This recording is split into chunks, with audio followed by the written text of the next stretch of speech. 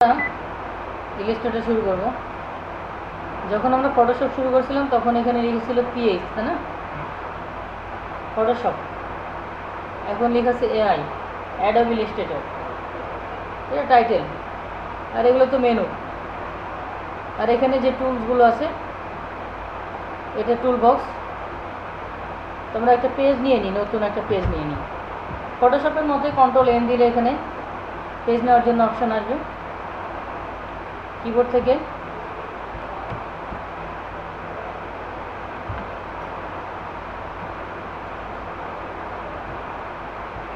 কন্ট্রোল-N চাপবো অথবা ফাইলে ক্লিক করে আমরা নিউতে ক্লিক করব, ঠিক আছে? তাহলে কন্ট্রোল-N চাপলেও নতুন পেজের অপশান আসবে। এখানে আমরা দেখি যেমন পেজের উইথ কত আছে, হাইট কত আছে, পেজটা কিসে আছে, ইউনিটটা দেখে নিলাম, তাই না? আমরা ইঞ্চিতেই নিচ্ছি, নিয়ে এটা 8.5/11, তার মানে একটা লেটার পেজ। এটা ওকে করলাম। আমাদের সামনে একটা পেজ ওপেন হয়েছে। এখন এই পেজের মধ্যে কিছু কাজ করব। যেমন আমরা প্রথমে যে টুলটা দেখছি সেটা হচ্ছে সিলেকশন টুল, আর এটা হচ্ছে ডিরেক্ট সিলেকশন টুল। সিলেকশন আর ডিরেক্ট সিলেকশন এগুলো কাজ আমরা পর্যায়ক্রমে দেখব। যে কোনো টুলসে কাজ করার পর, যেমন আমরা ফটোশপে যখন কাজ করেছিলাম, যে কোনো টুলস দিয়ে কাজ করার সময় আমরা কী করতাম, মুভ টুলে ক্লিক করতাম, তাই না? অন্যান্য টুলকে ডিসিলেক্ট করে দেওয়ার জন্য। আর সিলেকশন টুলও এরকমই কিছুটা। আমরা যে কোনো শেপ আঁকাবো, আঁকানোর পরে সিলেকশন টুলে ক্লিক করলে অটোমেটিক শেপটা সিলেক্ট হয়ে যাবে, ঠিক আছে? এছাড়াও অন্য যে কোনো টুল সিলেক্ট করা থাকলে এটা আমরা ডিসিলেক্ট করতে পারবো। তাহলে এখন আমরা যে কাজটা করবো সেটা হচ্ছে এই টুলগুলোর পরিচিতি জানবো। এই দুটো ছিল না ফটোশপে, দুটো নতুন, একটা সিলেকশন, একটা ডিরেক্ট সিলেকশন। কিন্তু ম্যাজিক ওয়ান টুল এটা তো ছিল, এটা কাজ আমরা করছি না? ম্যাচ কালার, মানে যেখানে সেম কালার হবে সেখানে সিলেক্ট করার জন্য ম্যাজিক ওয়ান টুল। তারপর ল্যাসো টুল, বিভিন্ন দিক থেকে পিকচারটাকে বিভিন্নভাবে সিলেক্ট করার জন্য ল্যাসো টুল। এরপরে তো পেন টুল, তাই না? পেন টুলের ভেতরে আরও কিছু অপশান আছে, যেমন pen tool, add anchor point, delete anchor point, convert. এটা ফটোশপের মতোই, একই কাজ। টাইপ টুল, এখানে আবার টাইপ টুলের একটু ভিন্ন রকম আছে। যেমন দেখেন, নর্মালি একটা type tool, area type tool, type on path tool, vertical area, তাই না? ভার্টিক্যাল টাইপ অন পাথ টুল। তো আমরা এই প্রত্যেকটা টুলসের ব্যবহারগুলো দেখি আমরা কীরকম। প্রথমে আমরা নিচ্ছি টাইপ টুল। টাইপ টুল দিয়ে এখানে ক্লিক করছি। টাইপ নামে একটা মেনুই আছে। টাইপ মেনুতে ক্লিক করলে আমরা কোন ফন্টে লিখবো সেই ফন্ট সিলেক্ট করতে পারি, ঠিক আছে? এখানে আরও ফন্ট আছে, এই যে আরও চিহ্নতে ক্লিক করলে নিচে আরও ফন্ট আছে, এখান থেকে আমরা ইচ্ছা মতো ফন্ট সিলেক্ট করে নিতে পারি। আবার যে ফন্টটা সিলেক্ট হয়ে আছে সেই ফন্টটা, রিসেন্ট যে ফন্টটা আছে, এরপর আমরা কত সাইজে লিখব সেই সাইজটা এখান থেকে আমরা উল্লেখ করে দেব। তো আমরা এখানে নর্মাল টাইপ টুলটাই নিচ্ছি, নিয়ে টাইপ করছি। এখন যদি আমি সিলেকশন টুলে ক্লিক করি, টাইপ টুলটা ডিসিলেক্ট হয়ে সিলেকশন টুলটা লেখাটাকে সিলেক্ট করছে। আমি ইচ্ছা করলে এই লেখাটাকে টেনে বড় করেও দিতে পারি। ইলাস্ট্রেটরের একটা সুবিধা হচ্ছে, লেখাকে টেনে আমরা যত বড়ই করি না কেন লেখা ফাটবে না, লেখা পারফরমেন্স ঠিক থাকবে, ঠিক আছে? এই লেখাটাকে বড় করলেও লেখা ফেটে যাবে না। দেখেন, লেখার মধ্যে তেমন কোনো ইফেক্ট আসে নাই। আসছে? লেখাটা নর্মাল লেখাই আছে, ফেটে যাচ্ছে না। তাহলে আমরা দেখলাম নর্মাল টাইপ টুল। এরপর আমরা দেখব এই টাইপ টুলের অপোজিট ভার্টিক্যাল টাইপ টুল। এটা ছিল নর্মাল, এটা হচ্ছে ভার্টিক্যাল টাইপ টুল। ভার্টিক্যাল টাইপ টুল দিয়ে লিখলে এরকম হবে যে আমি যদি এই লেখাটাই লিখি, তাহলে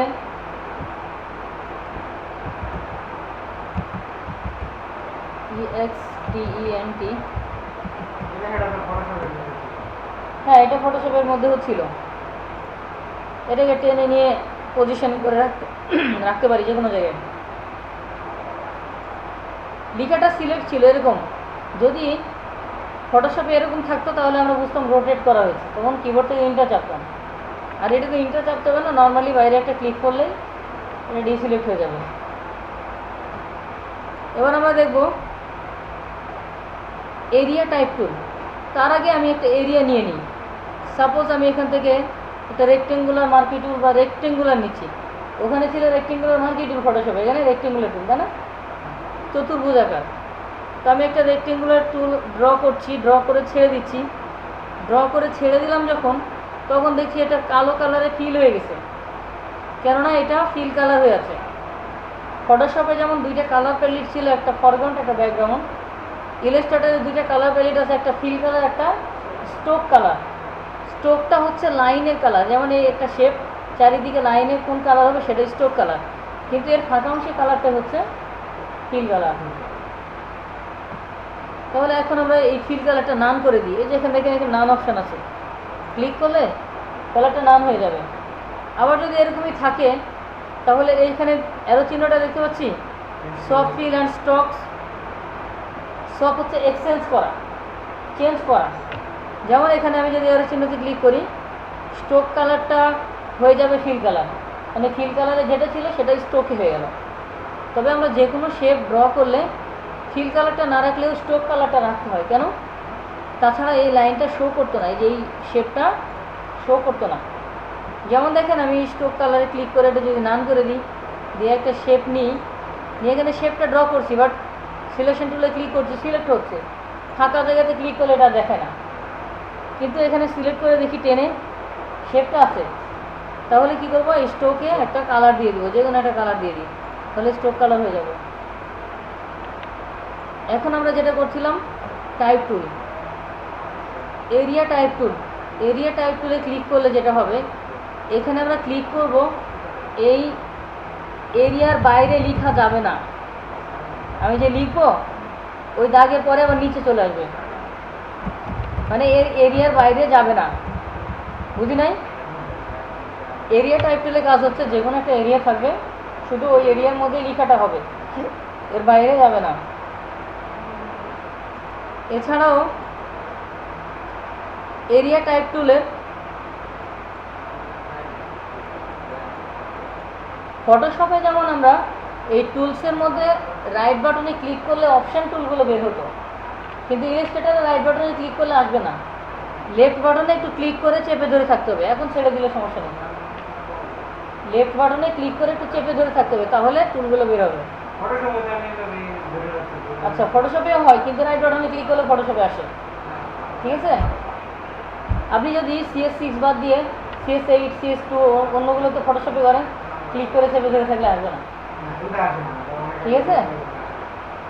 আচ্ছা, তাহলে যেটা বলছিলাম যে আমরা এরিয়া টাইপ টুল দেখলাম, এখন আমরা দেখি এরিয়া ভার্টিক্যাল এরিয়া টাইপ টুল। আমরা নর্মাল টাইপ টুল দেখছিলাম, ভার্টিক্যাল টাইপ টুল দেখছিলাম, তাই না। এটা নর্মাল টাইপ টুল, এইটা ভার্টিক্যাল টাইপ টুল, এইটা এরিয়া টুল। এখন আমরা ভার্টিক্যাল এরিয়া যদি ক্লিক করি তাহলে ভার্টিক্যাল এরিয়াটা লিখা হবে এরকম, বুঝতে পারছেন? এরিয়া থাকবে কিন্তু ভার্টিক্যাল হবে।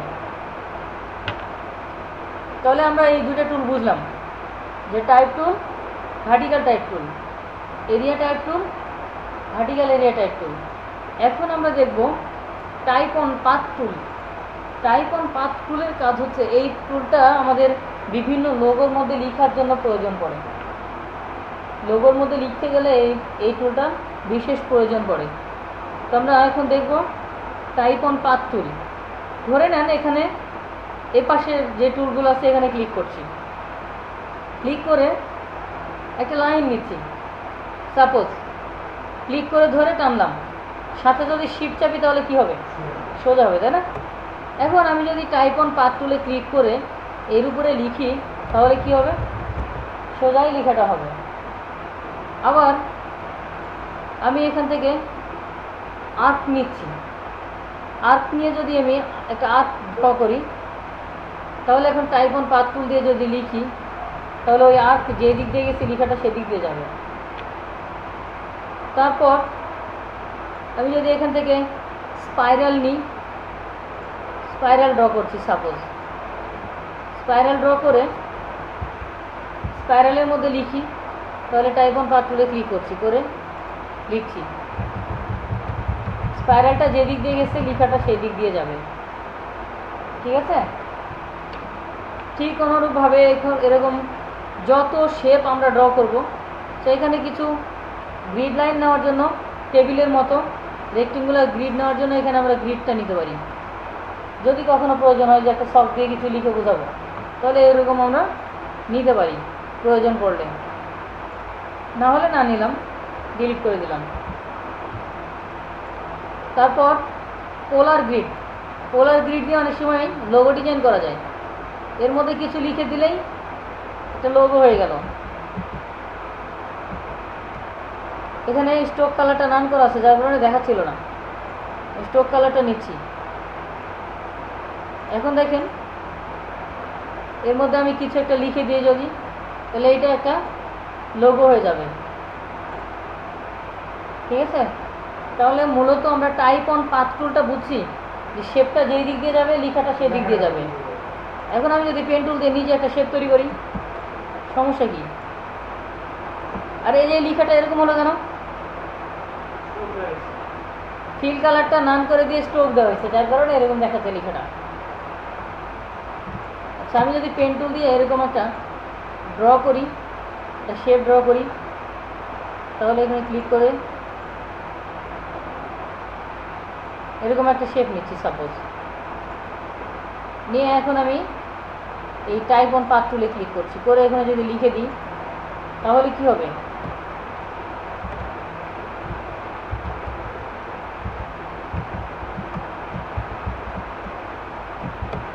মানে যেই দিক দিয়ে শেপটা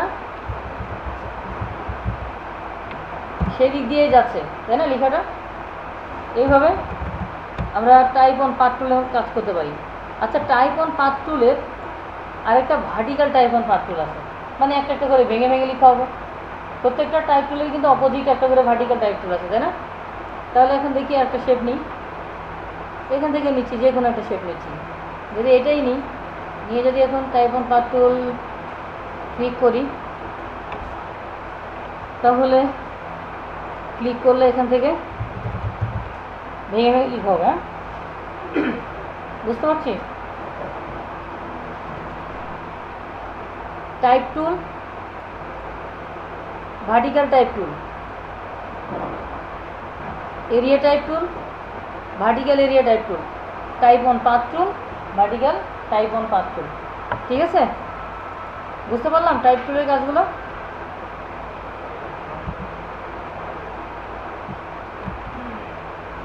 ডিলিট করে দিলাম।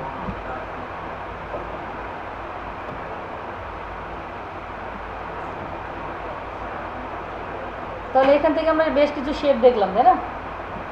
আচ্ছা, এখন দেখি, এখানে দেখেন rectangle, rounded rectangle, ellipse, polygon tool, star tool, flare tool, এগুলো কিন্তু শেপ, বিভিন্ন শেপ। দেখেন আমি শেপগুলো ড্র করি। সাপোজ আমি রেক্টেঙ্গুল নিচ্ছি, রেক্টেঙ্গুলের একটা কালার দিই, এখান থেকে যে কোনো কালার নিচ্ছি। সাপোজ রেক্টেঙ্গুলটা হবে এই কালারের, নিলাম। সিলেকশন টুল, মানে যে কোনো টুলে ক্লিক করি না কেন, সিলেকশন টুলে ক্লিক করলে ওই টুলটা ডিসিলেক্ট হবে, আর যে শেপটা ড্র করবো সেটা সিলেক্ট হবে, ঠিক আছে?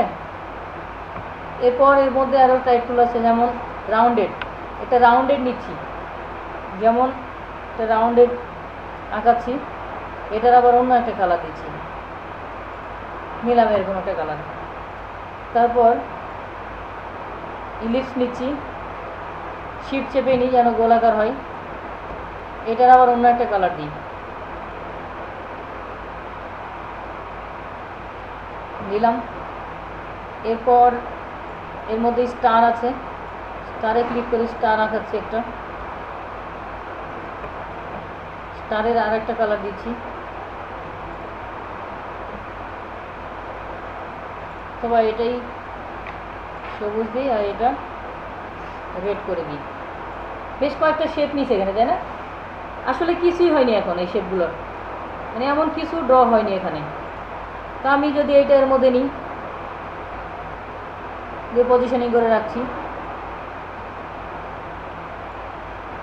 এটা পলিগনও নিয়ে নিলাম। পলিগনের আবার একটা কালার দিই, এরকম একটা কালার দিলাম, ছোট করে নিচ্ছি। পলিগনটা নিয়ে গিয়ে এর মধ্যে সেট করি। তারপর একটা বৃত্ত নিছি, বৃত্ত নিয়ে গিয়ে এর মধ্যে সেট করি। রাইট বাটনে ক্লিক করে অ্যারেঞ্জে গিয়ে ব্রিং টু ফন্ট করে নিয়ে আসি, শেপটা উপরে চলে আসবে, তাই না? তারপর স্টার,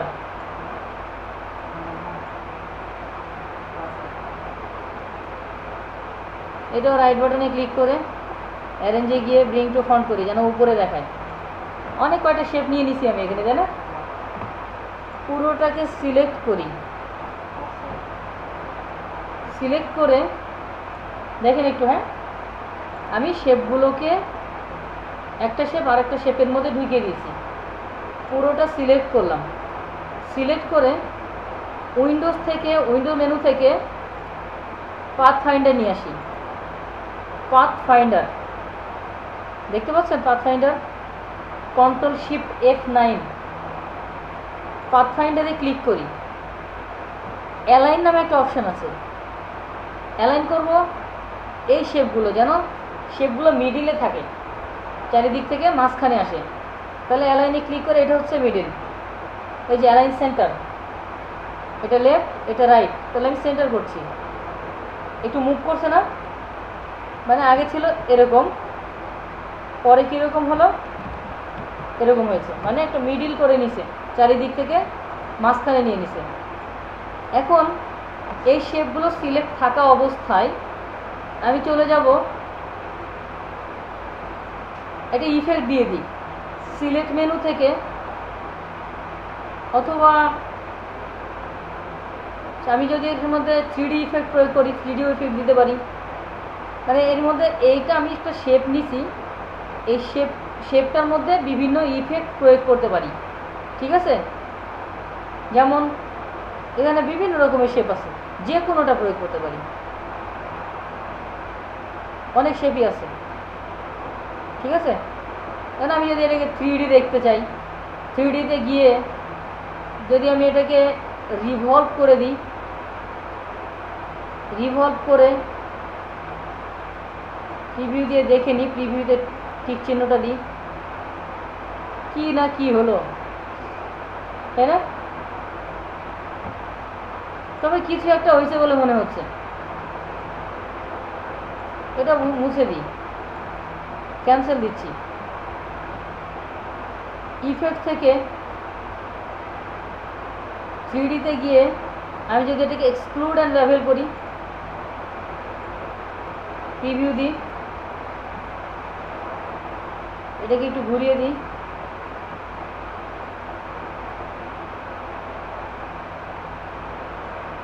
বিভিন্ন দিক থেকে ঘোরাতে পারি, আবার এখানে রোটেট দেওয়াই আছে, তাই না? তারপর এই যে এক্সক্লুড ডিপাথ, এইখান থেকেও আমরা কিছু পরিবর্তন আনতে পারি। ওকে দিয়ে দেখি কেমন দেখাই, এটা শেপ হয়ে গেছে।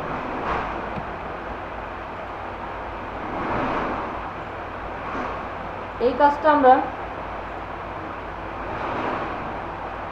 CS11-এ আরেকটা কাজ দেখব।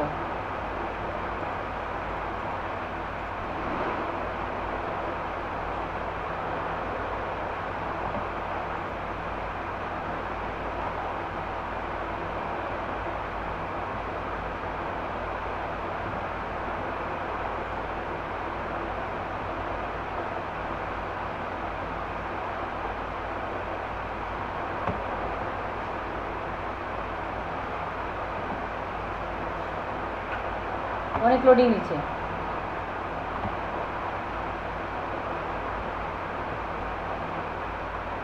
তাহলে মূলত আমরা এখান থেকে কয়টা কাজ দেখলাম, 3Dর, মানে একটা যে কোনো একটা শেপ নিয়ে এটাকে আমরা 3D দেখতে চাইলে 3D দেখতে পারবো। তারপর আমরা যদি এটাকে আরও কিছু এই শেপটা দিয়ে আমরা 11-এ একটা ফিচার অ্যাড করা আছে, এই ফিচারটা খুব সুন্দর কাজ করা যায়। এটা আমি কপি করে রাখছি বা সেভ করে রাখছি, সেভ দিয়ে রাখি।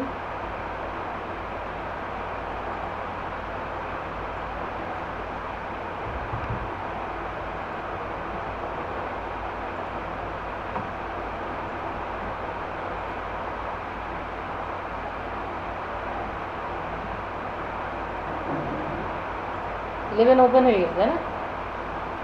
এখানে কন্ট্রোল এন দিয়ে একটা পেজ নিয়ে নিই, যে পেজ আছে আমি সেই পেজটাই নিচ্ছি, ইঞ্চিতে দেওয়া আছে, ওকে দিচ্ছি। যে শেপটা CS6-এ করছি এটাকে কপি নিয়ে নিই, এখানে এসে পেস্ট করে দিই, চলে আসছে। হ্যাঁ, দেখেন ওখানে ফিল্টারটা ছিল না, CS6-এ ফিল্টারটা ছিল না, তাই না?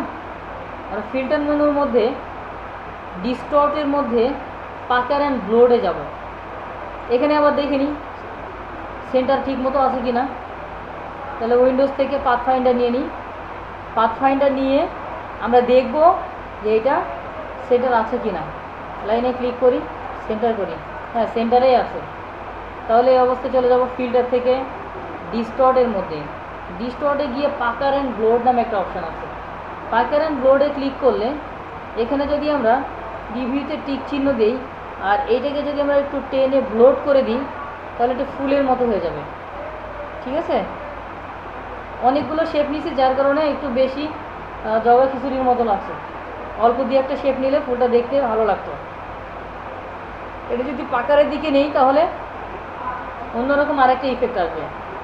তাহলে এটা আমরা বিভিন্নভাবে লোড করে নিতে পারি। ওকে করলাম, এটাকে ছোট করে নিচ্ছি, গ্রুপ করে দিই যেন ভেঙে না যায়।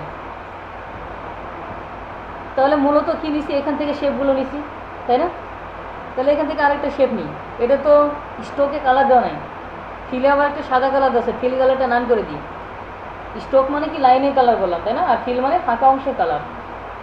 তাহলে আমরা এখান থেকে যে কোনো একটা কালার নিয়ে শেপ ড্র করি, কিন্তু জানি না তো এই শেপটা কত বাই কত হলো, তাই না? ফটোশপে আমরা কি পিকচারের বেশ কিছু মাপ বলে দিয়েছিলাম ক্রপ টুলে কাজ করার সময়, ক্রপ টুলে কাজ করার সময় বেশ কিছু মাপ বলছিলাম না? ধরে নেন এই ফ্রেমটা আমরা যে এখন কিন্তু একটা ফ্রেম ডিজাইন করছি, এই ফ্রেমটা 3R হবে। তাহলে কি করব, ট্রান্সফর্মে যাই, উইন্ডোজ থেকেও ট্রান্সফর্ম আছে, এখানেও কিন্তু ট্রান্সফর্ম আছে। ট্রান্সফর্মে গিয়ে এখানে উল্লেখ করে দিই 3R করলে কত দিতে হয় মনে আছে?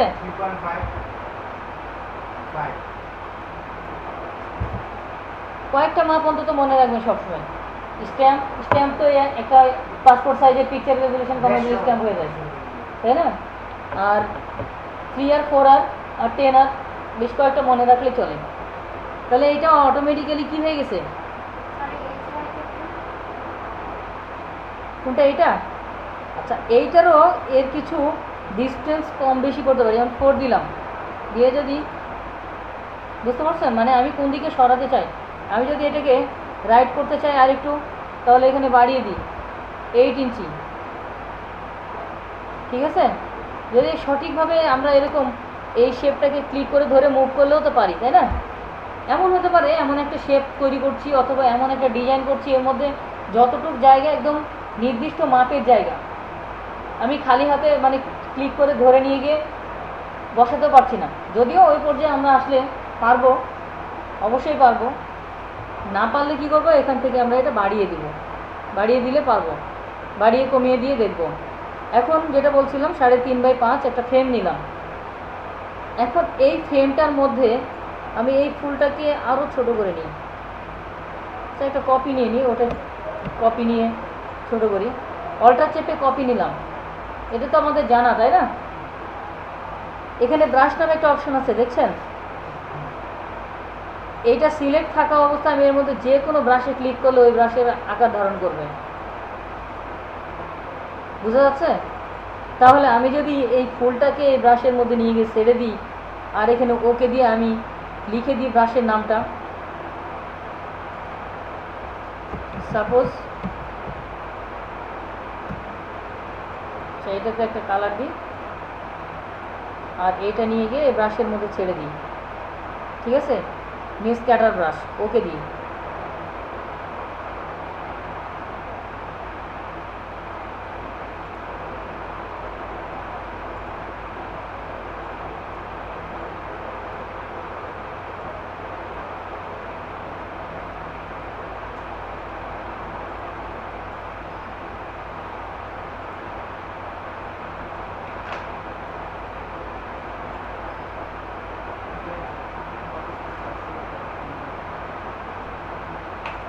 আচ্ছা, এটা আমরা কপি নিয়েছিলাম অন্য জায়গা থেকে, এখানে একটা ড্র করি।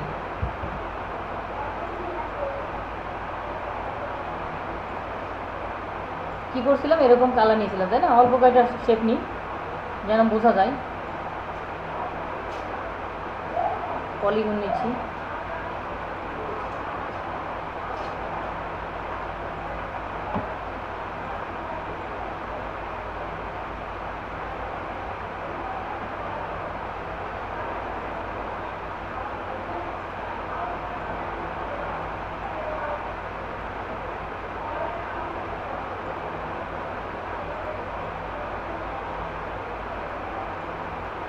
এটাকে মিডল করে নিয়ে লাইন থেকে সেন্টার নিয়ে ফিল্টার থেকে ডিস্টর্টে গিয়ে পাকের অ্যান্ড ব্লোড করে দেব। পাকের অ্যান্ড ব্লোডে গিয়ে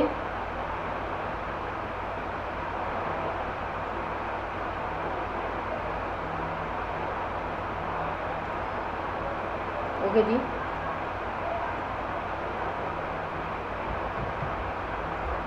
চারিদিকে এই বাইরের এটা আসছে কেন জানেন? বাইরের শেপটা সিলেক্ট হয়েছিল,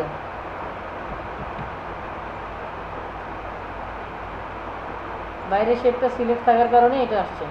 বাইরের শেপটা ফেলে দিই, ফাঁকা রাখি এখানে। এটা নিয়ে নিই, নিয়ে ফিল্টার ডিস্টর্ট পাকের অ্যান্ড ব্লোড চলে আসছে তাই না?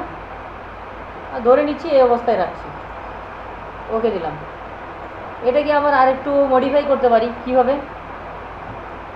ট্রান্সপারেন্সির থেকে নর্মাল স্কিন আছে, আমরা যদি এটাকে ডার্কেন করি, আমরা যদি এটাকে লাইটনেস করি, আমরা যদি এটাকে ওভারলে করি, আমি যদি এটাকে, বুঝতে পারছেন কি? স্কিন চেঞ্জ করে দিলেও এর মধ্যে কিছু পরিবর্তন আসবে। সিলেক্ট করি, এখন এটা ব্রাশের মধ্যে ঢুকিয়ে দিই, গ্রুপ করে নিই।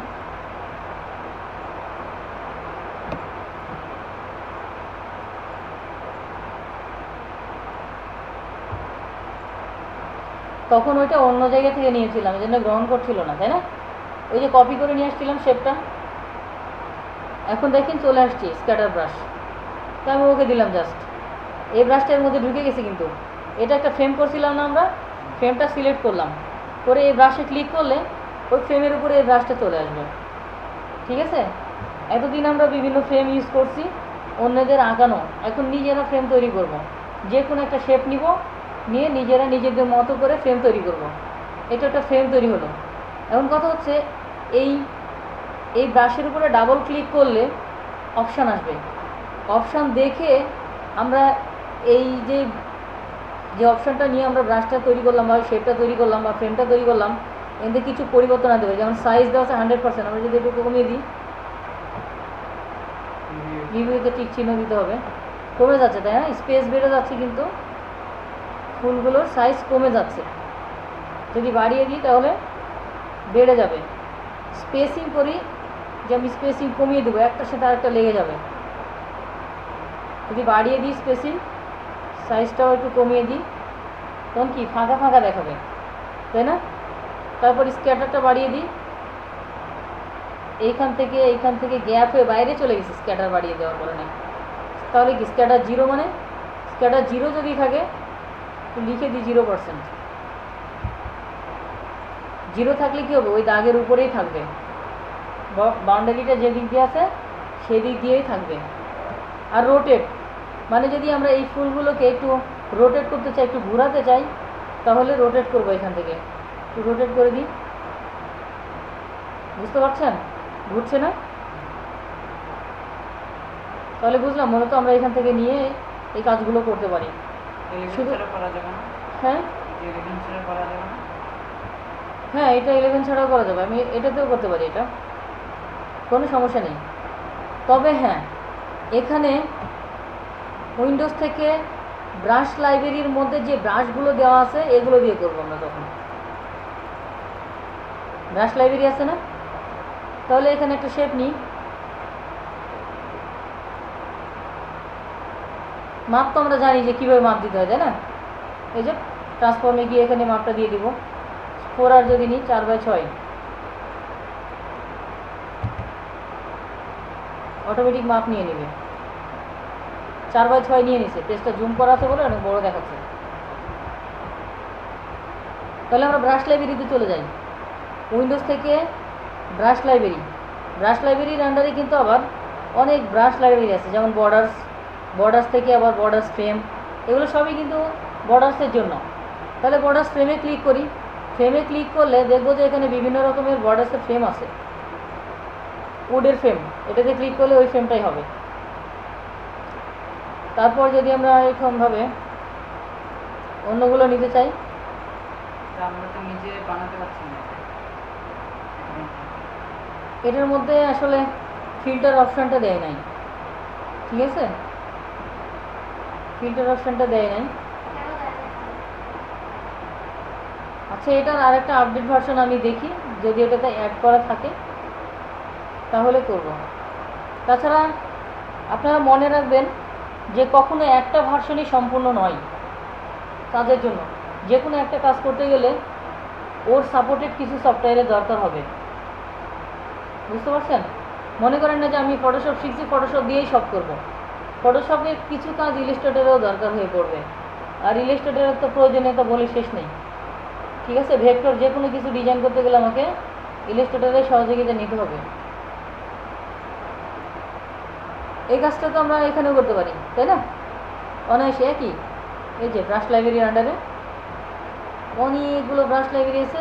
আমি তো ফ্রেম দেখিয়েছি মাত্র, কেন এগুলো আপনারা দেখবেন, এগুলো নিজেরা দেখবেন, অনেক ফ্রেম আছে। শুধু আমি ফ্রেম নিচ্ছি। আমি যদি এটা নিই, এর মধ্যে কী কী আছে দেখি। যদি এটা নিই, ঠিক আছে? তারপর আরও অনেক আছে। আমি যদি এটা নিই,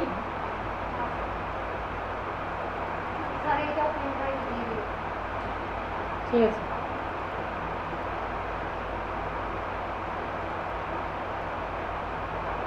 এই ফ্রেমগুলো অনেক সময় আমাদের কাজে লাগবে।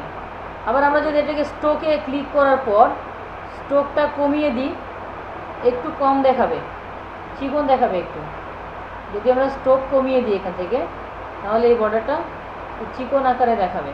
যদি চাই যে আমার এত মোটা বর্ডারটা লাগবে না, চিকন আকারে দেখতে চাই, তাহলে এরকমভাবে আমরা স্ট্রোকটা কমিয়ে দেবো। ট্রান্সপারেন্টের এই স্ট্রোকের আন্ডারে এসে এই স্ট্রোকটা আমরা বাড়িয়ে কমিয়ে দিয়ে দেখবো যে আমরা কতটুকু নিতে চাই। 1 দেওয়া ছিল, তার মানে মোটা দেওয়া ছিল, তাই না? বুঝতে পারছি তো? তাহলে এইভাবে আমরা ফ্রেম ড্র করতে পারি। এরপরে চলে আসি, তাহলে আমরা যে কোনো ফ্রেম ডিজাইন করতে পারবো তো এখন, দিয়ে এটাকে আমরা সেভ করে রাখবো। তাহলে এই ফ্রেমের মধ্যে পেস্ট ইনটু করে আমরা পিকচার বসাতে পারি ফটোশপে নিয়ে। পেস্ট ইনটু করছি না আমরা, পেস্ট ইনটু কমান্ড। একটা ফ্রেমের মধ্যে কম্পিউটারের মনিটর দেখিয়েছিলাম, মনিটরের মধ্যে পিকচার বসানো দেখিয়েছিলাম, তাই না? আচ্ছা, এখানে আরও কিছু শেপ আছে, যেমন এখান থেকে যেমন দেখেন স্টার দিয়ে আরও কিছু করা যায়। যেমন দেখেন আমি যখন স্টারটা ড্র করছি তখন 5 পয়েন্ট স্টার হয়েছে, তাই না? 5 কোণ না এটা, দেখেন তো 5 পয়েন্ট না, 5 পয়েন্ট স্টার। আমি কিন্তু মাউস পয়েন্টারটা চেপে ধরে আছি এখনও। এই অবস্থায় যদি কিবোর্ডের 4টা মুভমেন্ট অ্যারো কি আছে না, up down left right arrow চিহ্নটা আছে না 4টা, আমি যদি আপে ক্লিক করি তাহলে কি হবে, দেখেন পয়েন্টারটা বাড়ছে। ক্লিক করতে থাকবো, বাড়তে থাকবে। আমি যদি ডাউনে ক্লিক করি তাহলে কী হবে, পয়েন্টারটা কমবে।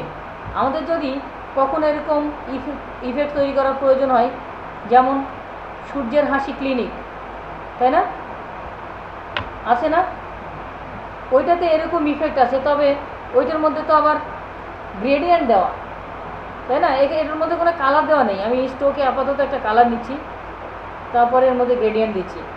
গ্রেডিয়েন্ট দেওয়ার জন্য আমরা কিন্তু গ্রেডিয়েন্ট টুলে এখনও আসি নাই, জাস্ট একটা কাজ আমি ব্রেক করে দেখাচ্ছি যে এটার মধ্যে গ্রেডিয়েন্ট দিব।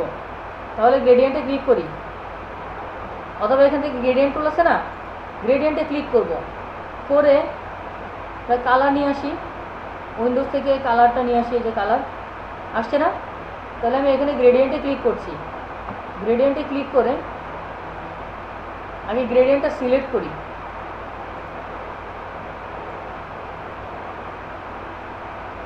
গ্রেডিয়েন্টে ক্লিক করলাম, এখানে এই পিকার বক্সে ক্লিক করব। পিকার বক্সে ক্লিক করে আমি এই পিকার বক্সে কোন কালারটা দিতে চাই, দেখেন এই পিকার বক্সে ক্লিক করছে, এখান থেকে সব কালার আউট হয়ে গেছে, তাই না, কালারগুলো নেই। তাহলে এখানে দেখেন অপশান আছে কালারে, ক্লিক করব, করে RGB সিলেক্ট করবো, এখানে গ্রে হয়ে আছে, RGB সিলেক্ট করবো, দেখেন কালার চলে আসছে। আমি যদি এখান থেকে একটা কালার নিই, এই কালারটা নিলাম, আবার এই পাশ থেকে আরেকটা কালার নিই, আবার ক্লিক করব, ক্লিক করে RGB সিলেক্ট করব, এখান থেকে একটা কালার নিলাম, বা মাঝখানে একটা কালার নিচ্ছি,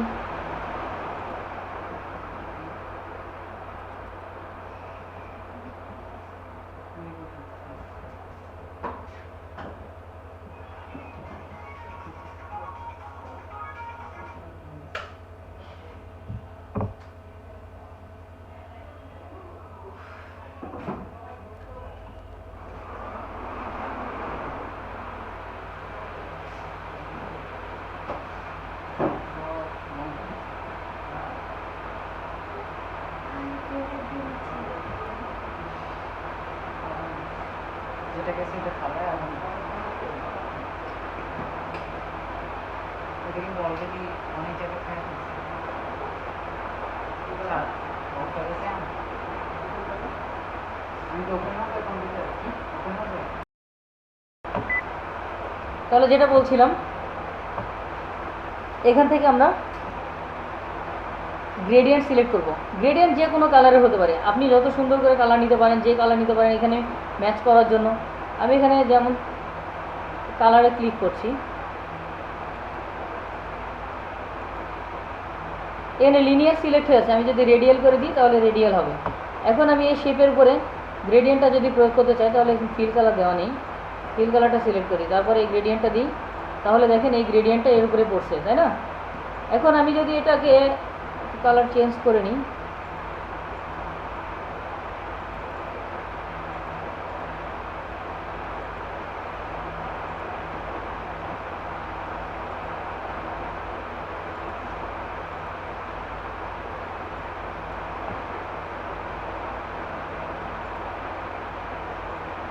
কালার চেঞ্জ করলাম, আমি চাচ্ছি যে এটাকে এরকম, তো সূর্যের হাসি তো অর্ধেক সূর্য দেখায়, তাই না, তাহলে একটা কাজ করতে হবে আমাকে, তো ব্রেক করে চলে আসি, পরে দেখাবো যদি আমি এই কাজটা, ঠিক আছে, এই কাজটা আমি পরে আবার দেখাবো, মানে যখন আমাদের নাইট টুলের কাজ দরকার হবে তখন এটা প্রয়োজন হবে, ঠিক আছে।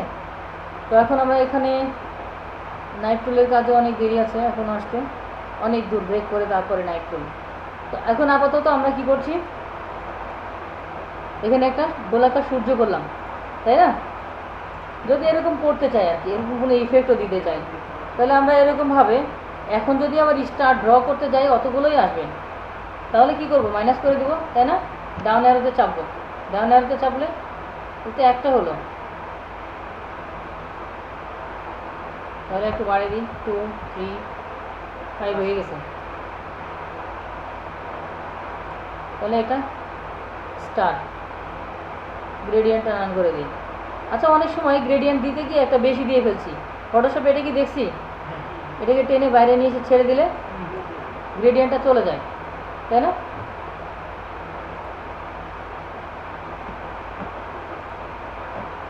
তাহলে আমরা যেটা দেখছিলাম শেপ, এখান থেকে আমরা এই শেপগুলো নিয়ে বিভিন্ন কাজ করতে পারি। এরপরে যেটা আছে পেইন্টার ব্রাশ, এটা কিছু না, যে কোনো কালার নিয়ে আমি যদি ব্রাশ করি তাহলে ব্রাশ হবে। এখানে আমার কি সিলেক্ট হয়ে আছে, এখান থেকে আমার একটা বর্ডার সিলেক্ট হয়ে আছে না, ফ্রেম বর্ডার। তোমার ওই ফ্রেম বর্ডার নিয়েছি বলে ওই ড্র করলে ফ্রেম বর্ডারই আসে। কোনটা? এটা আমি যদি এখান থেকে নর্মালি এখানে কালার সিলেক্ট করে নিই, যে কোনো কালার নিয়ে, তখন যে কালার ড্র করবো আসলে সেই কালার আসবে, কিন্তু আমাকে ফ্রেমটা আগে আউট করে দিই, তখন ফ্রেম আসবে না। ফ্রেমগুলো আউট করে দিই।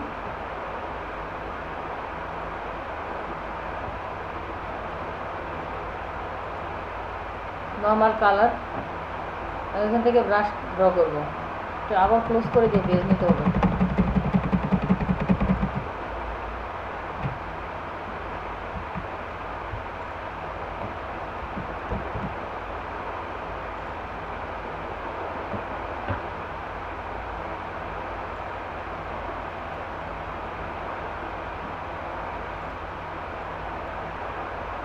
বুঝতে পারছেন?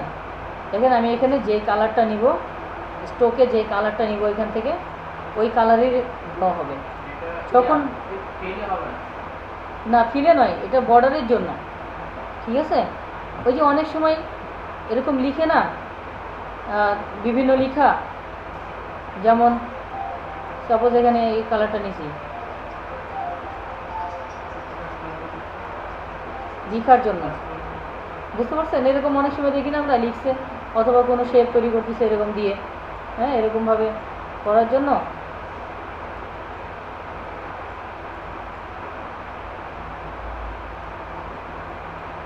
লেখাটা ঠিক করে দিতেছে মনে হয়, লেখাটা ঠিক করে দেয় পাকা হলে। না, যেদিক দিয়ে নিয়ে যাবো সেদিকে যাবে। আমি ড্র করবো যেদিক দিয়ে। না, আপনি একটু বাঁকা হলে স্মুথ করে দিচ্ছে আবার। ও আচ্ছা, যখন আমরা ড্র করছি তখন মনে হচ্ছে যে এটা মনে হয় ভেঙে ভেঙে থাকতেছে, তাই না? ওই যে শেপ যখন নিই তখন এটা যেরকম থাকে, কিন্তু এটা ছেড়ে দেওয়ার সাথে সাথে স্মুথ হয়ে যাবে, স্মুথ হয়ে যাবে। ঠিক আছে? যেমন দেখেন এখন কেমন দেখাচ্ছে, যদি আমি এটা লেখাটাকে ছেড়ে দিই তখন কি স্মুথ দেখাচ্ছে। বুঝতে পারছেন? তাহলে এটা ব্রাশ, এই ব্রাশ দিয়ে যদি কোনো স্ট্রোক আঁকাতে চাই, এটা পেন্সিল ব্রাশ মানে চিকন আকারে যদি নিতে চাই, ব্রাশের চাইতে চিকন হবে। এখন পর্যন্ত তেমন কোনো কাজ নেই। ব্লোড ব্রাশ, তারপর ইরেজার। ইরেজারের কাজ কি আমরা তো জানি, তাই না? ইরেজারের কাজ হচ্ছে মুছে ফেলা। এই যে আমরা এখানে ড্র করছি, এগুলো ক্লিক করে ধরে যদি মুছে ফেলতে চাই তাহলে মুছে যাবে। ইরেজারের কাজ এটা। CS6 এর নাইফটা সিজারটা এর মধ্যে দিয়ে দিছে। তাছাড়া CS11 এ নাইফ টুলটা আলাদাভাবেই দেওয়া ছিল, এই যেখানে সিজার আর নাইফ টুল। ঠিক আছে? তাহলে আমরা যে একটু আগে এই পেজটা, আমি আর একটা পেজ ওপেন করি, সূর্য ড্র করছিলাম।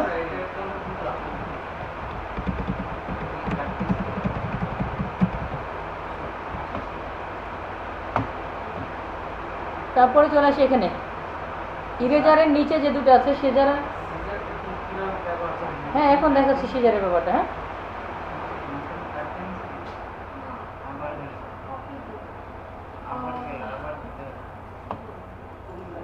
আবার ওইটা ফেললে আবার এইভাবে যাবে।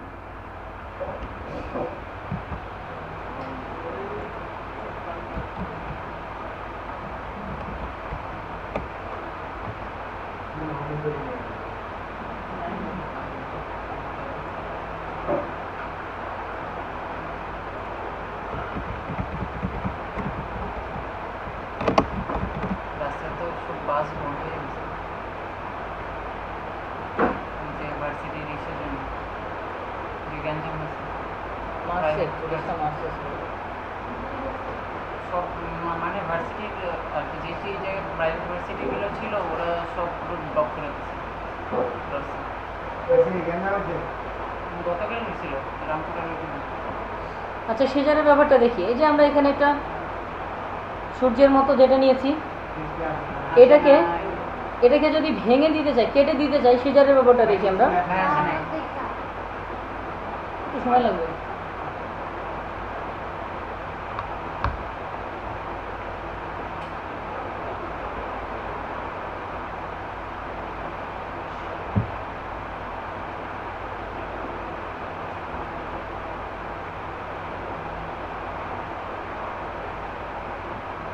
সিজার নিচ্ছি এখানে। সিজার নিয়ে সাপোজ এই পয়েন্টারে একটা ক্লিক করছি, একটু জুম করে নিই।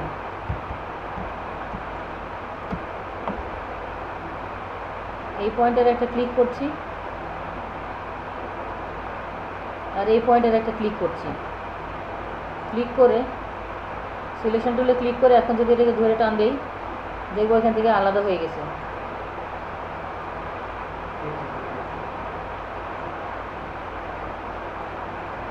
বুঝতে পারলাম? এখন দেখেন এটা তো ছিল এরকম, তাই না? এরকম ছিল। নাইফের কাজও কিন্তু কাটা, মানে ছুরি তো নাকি, চাকু, চাকু দিয়ে কাটা।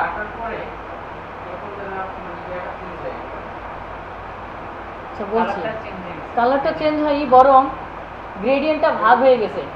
পুরো শেপের উপরে গ্রেডিয়েন্ট ছিল না, পুরো শেপের মধ্য থেকে গ্রেডিয়েন্টটা দুই ভাগে ভাগ হয়ে গেছে। ঠিক আছে, ভাগ হয়ে ওর মধ্যে মনে হচ্ছে আলাদা একটা শেড পড়ছে কালারের, কিন্তু কালার ওই কয়টাই ছিল, দুইটা ভাগ হয়ে গেছে। এখন দেখেন নাইফ দিয়ে যদি আমরা কাটতে চাই, ঠিক আছে, নাইফ দিয়ে কাটতে চাইলে আমাকে ক্লিক করে ধরে টান দিতে হবে। সিলেকশন টুলে ক্লিক, তারপরে এখানে ধরে আলাদা হবে। তো বাইরে থেকে নিতে হবে, নাইফ এখান থেকে নিয়ে টান দেবো।